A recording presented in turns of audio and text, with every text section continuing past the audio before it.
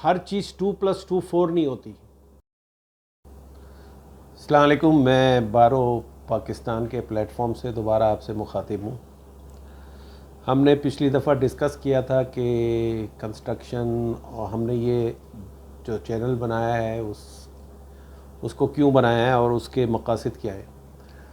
अभी मैं फ़िलहाल उसी पैटर्न पे आपको, जैसे हम अभी इस वक्त जो प्रोजेक्ट कर रहे हैं आर्म फोर्सेस के प्रोजेक्ट हैं। आर्म फोर्सेस के प्रोजेक्ट जब आप करते हैं तो उसका एक सेट पैटर्न और प्रोसीजर होता है। जैसे आपने पहले बिड किया हुआ होता है, फिर उसके बाद कॉन्ट्रैक्ट मिलता है, फिर उसके बाद अगर मिलिट्री इंजीनियरिंग सर्विसेज का कॉन्ट्रैक्ट है या किसी और डिपार्टमेंट का कॉन्ट्रैक्ट है तो उनके कंसल्टेंट्स होते हैं जो आपकी प्रोग्रेस और आपकी क्वालिटी ऑफ वर्क को जज कर रहे होते हैं। लेकिन कुछ काम ऐसे होते हैं जो ड्राइंग्स में नहीं होते और जिनका जिक्र जो है आपने जिस बीओक्यू पे बिड किया हुआ होता है उससे ज़रा हट के होता है, तो उसका फिर एक प्रोसीजर होता है, आपको अप्रूवल्स लेनी होती है, ये मसले मसाइल। मैं आपको इसलिए ये सारी डिटेल बता रहा हूँ कि जब आप कंस्ट्रक्शन फील्ड में आते हैं तो हर चीज़ 2+2 4 नहीं होती। आपको बहुत सारी चीज़ें आगे पीछे करनी होती हैं, फिर आपको प्लान्स को चेंज करना होता है, फिर आपको जो आपने प्रोग्रेस की एक शेड्यूल बनाया हुआ होता है उस पर चलना होता है। फिर इस सब के ऊपर सबसे बड़ी जो चीज़ होती है वो फाइनेंशियल इम्पैक्ट होता है। आपकी जो रिसोर्सेज हैं फाइनेंशियल, उसको किस तरह आप प्रोजेक्ट में घुमाते हैं, कहाँ पर आप जाके पेमेंट लेते हैं, ये सारा आपको बनाना होता है। क्योंकि आप लोगों से सप्लाई ले रहे हैं मटेरियल्स की और कॉन्ट्रैक्टर से आप काम ले रहे हैं, तो आपको you have to meet all ends. तो उसके लिए आपको बहुत इन डेप्थ जाके प्लानिंग करनी होती है और इस प्लानिंग के लिए आपको स्टाफ ऐसे रखना होता है जिसमें आपके पास क्यूसी होता है, फिर उसके बाद जो आपको वक्तन फ़वक्तन बता रहा होता है कि आप प्रोजेक्ट में किस वक्त कहाँ खड़े हुए हैं। फिर इंजीनियर्स होते हैं जो आपको चीज़ों के बारे में बता रहे होते हैं, जो फ्यूचर आपको जो आपकी रिक्वायरमेंट्स है वो हाईलाइट कर रहे होते हैं, जिसके लिए फ़ंड्स वगैरह की आपको अरेंजमेंट्स करनी होती है।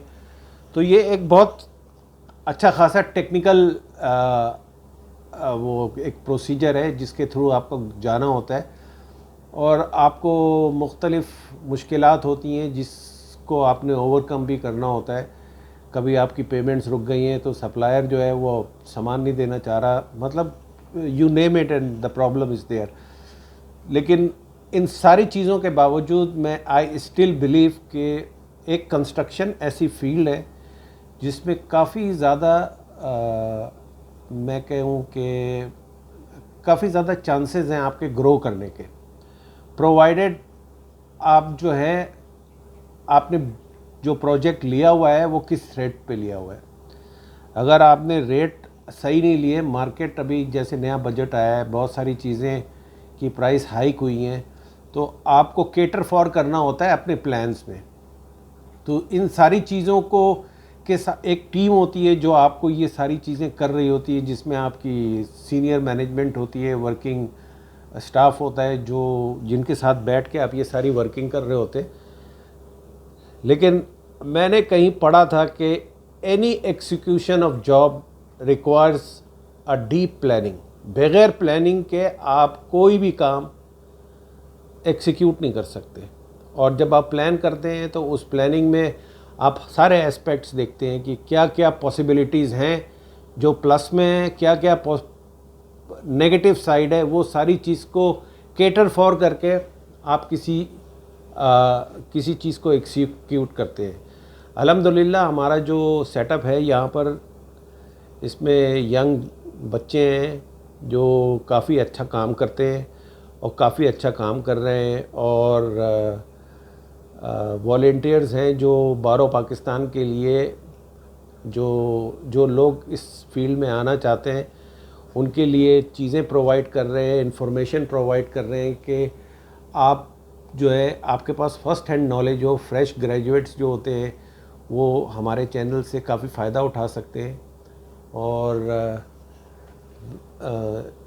आइंदा इनकी ज़िंदगी में काफ़ी हेल्प हो सकती है। अभी हमारा चूँकि we have just started this channel, तो हम इसमें मज़ीद बहुत सारी चीज़ें ऐडअप करते रहेंगे।